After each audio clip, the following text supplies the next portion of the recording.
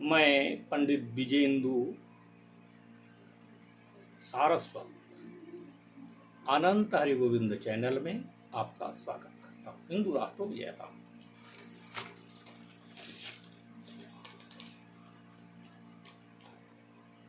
10 सितंबर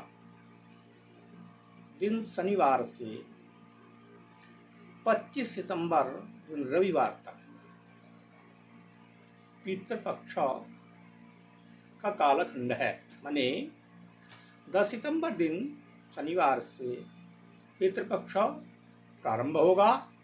25 सितंबर दिन रविवार को पितृपक्ष पूर्ण हो जाएगा।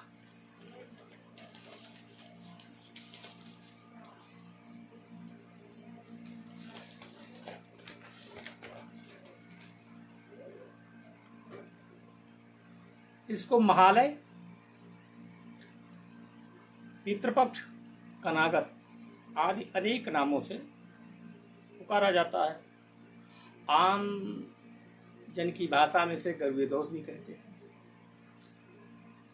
इस पक्ष में केवल पितृकार्य की प्रधानता रहती है, इसलिए इसको पितृपक्ष कहा गया है। पृथ्वी लोक पर पितृलोक के समस्त पितर आ जाते हैं। कहा जाता है कि यमराज की संयमनी अर्थात प्रेत लोक से समस्त प्रेत भी आ जाते हैं और कालखंड के पूरा होने के बाद अपने अपने लोकों में वो पुनः विदा ले लेते हैं। इसलिए इसको महालय कहते हैं। कन्या राशि जब प्रारंभ होती है तो इस पक्ष का प्रारंभ होता है, इसलिए इसको कन्यागत भी कहते हैं। शुद्ध शब्द कन्यागत है। कन्यागत का अपभ्रंश रूप कनागत है। और गर्भीय दोष इसलिए कहते हैं देव कार्यात पितृकार्य वलीशी, ऐसा पद्म पुराण में कहा गया है। देवता के कार्य से पितरों का कार्य बलवान होता है, श्रेष्ठ होता है। और गुरु का अर्थ है भारी। तो देव कार्य से पितृ कार्य श्रेष्ठ होने के कारण, भारी होने के कारण इसको गर्भीय दोष भी हम कहते हैं। इस प्रकार से इसको हम कई नामों से पुकारते हैं। ये भाद्रपद की पूर्णमासी से आश्विन पक्ष की कृष्ण पक्ष अमावस्या तक रहता है। कहा भी गया है भाद्र पूर्णिमां समारंभ अश्विन्याम असिते दले कन्यार्कयुक्त पक्षेषु साधकार्ये दिने दिने। अर्थात भाद्रपद की पूर्णिमा से प्रारंभ होकर अश्विन पक्ष की कृष्ण पक्ष अमावस्या तक ये पितृपक्ष है और इसमें प्रतिदिन कार्य करना चाहिए। अब इस पक्ष को 3 रूपों में मुख्यतः, या हम ये कह सकते हैं 3 प्रकार से इसकी व्याख्या प्राचीन आचार्यों के द्वारा की गई है। तिथि के वृद्धि होने से एक पक्ष ये हो गया। दूसरा पक्ष ये है भाद्रपद की पूर्णिमा से अमावस्या कुंवार की, ये दूसरा पक्ष हो गया। और आश्विन पक्ष की प्रतिपदा से शुक्ल पक्ष की प्रतिपदा तक, यह तीसरा पक्ष हो गया। अर्थात ये पितृपक्ष को हम 3 रूपों में स्वीकार करते हैं। ऐसी प्राचीन आचार्यों की मान्यता रही है। और जो है इसमें जो शुक्ल पक्ष की प्रतिपदा है आश्विन की, उसमें माता महाकर्तक होता है। अब शुक्ल पक्ष की प्रतिपदा को हम पितृपक्ष में क्यों गिनते हैं, इसको हेमाद्रि में स्पष्ट किया गया है। मतलब हेमाद्रि ग्रंथ है और निर्णय सिंधु में इसका उल्लेख आया है। तो इस प्रकार से उल्लेख आया है चंद्रक्षय विशेषेण सापि दरसात्मिका स्मृतः।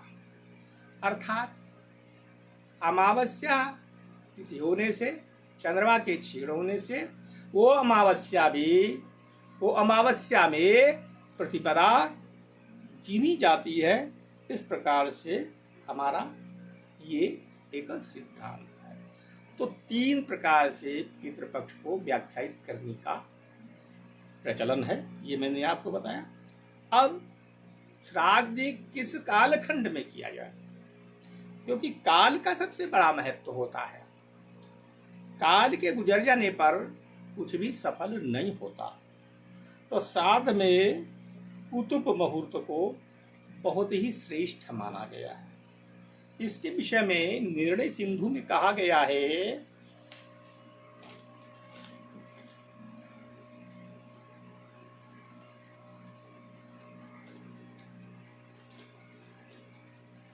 तत्राष्टमो मुहूर्तो यह सकालः कुतपः स्वतः।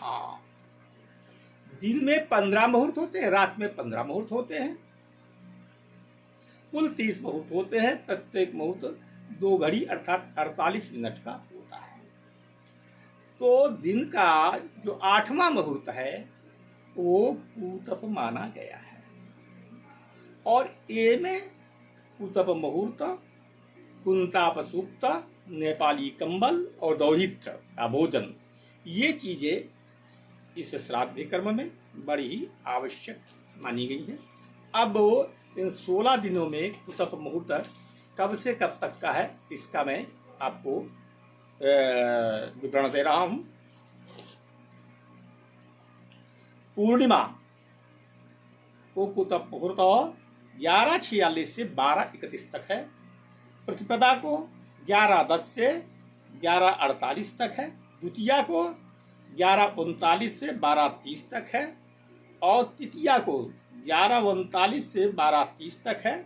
चतुर्थी को 11:43 से 12:32 तक है। पंचमी को 11:34 से 12:24 तक है।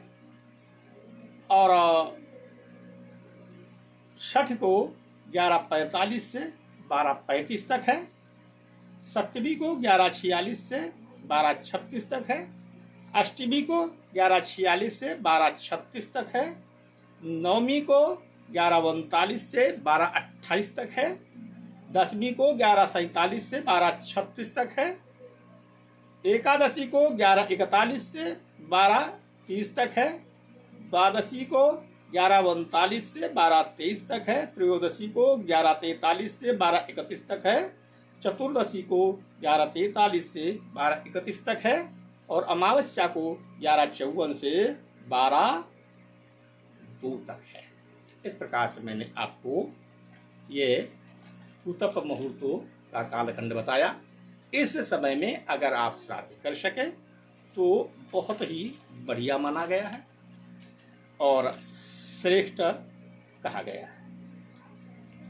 अब यह है कि श्राद्ध कब किया जाए, तो उसके विषय में कहते हैं, या तिथिर यस्य मासस्य मृता हेतु प्रवर्तते सा तिथि पितृपक्षो तु पूजनीया प्रयत्नतः। अर्थात जो तिथि जिस मास में प्राणी मरा हो, जिस मास की जिस तिथि में प्राणी मरा हो, पितृपक्ष की उसी तिथि को ग्रहण करना चाहिए। वही इस कार्य में प्रशस्त है, ऐसा कहा गया है। और इसमें ताकीद भी की गई है। और ये जो वचन है ये कात्यायन का वचन है। और क्या है, तिथिच्छेदो न कर्तव्या बिना असौचैव यदक्षयः। इसमें इस तिथि का व्यतिक्रम कभी नहीं करना चाहिए। हाँ, एक तिथि में आप इसको व्यतिक्रम कर सकते हैं जब कोई असौच हो जाए, तो उसकी बात अलग की है। अन्यथा आपको इस तिथि का ही पालन करना चाहिए। ऐसे हमारे पुरानी समाज की मान्यता है। अब कुछ विशेष बातें हैं। चतुर्दशी में मरने वाली के चतुर्दशी में जो प्राणी गया है, जो मृत हुआ है, उसकी श्राद्ध द्वादशी में करनी चाहिए। चतुर्दशी श्राद्ध जो अप्राकृतिक रूप से मरे हैं, डूब के मरे हैं, अग्नि में जल करके मरे हैं, कुचल कर मरे हैं, सांप के द्वारा दंश खा करके मरे हैं, शस्त्र से मरे हैं, ऊपर से गिर करके मरे हैं, पानी में डूब करके मरे हैं, तो इन सब की जो है श्राद्ध चतुर्दशी को होगी। एक चीज और है, जिसके कोई संतान न हो उसकी कभी भी